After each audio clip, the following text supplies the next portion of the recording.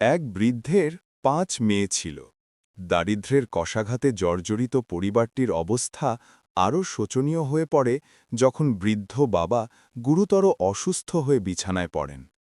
ঘরে খাবার নেই, বাবার চিকিৎসার টাকা নেই।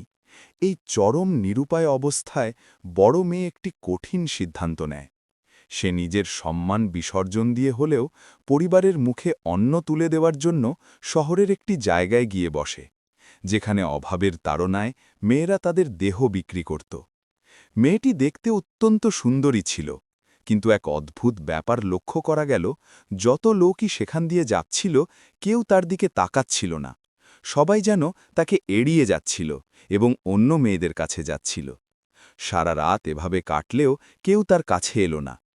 সকালে সে চোখের জল নিয়ে বাড়ি ফিরে তার বাবা মায়ের কাছে সব খুলে বলল এবং ক্ষমা চাইল। সব শুনে বৃদ্ধ বাবা কান্নায় ভেঙে পড়লেন এবং বললেন, মা, আমি সারা জীবন কোনো পরনারীর দিকে কুদৃষ্টিতে তাকাইনি। আজ আল্লাহ তোমার সম্মান রক্ষা করে আমার সেই সততারই প্রতিদান দিয়েছেন। আমি যদি অন্যের মেয়ের সম্মান নষ্ট না করি, তবে আল্লাহ ও আমার মেয়ের সম্মান নষ্ট হতে দেবেন না। পিতামাতার সৎকর্ম ও পবিত্রতার প্রভাব সন্তানদের জীবনেও পড়ে।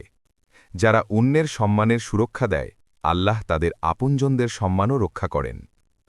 আপনার কি এই ধরনের আরও কোনো নৈতিক বা অনুপ্রেরণামূলক গল্পের প্রয়োজন? জানালে আমি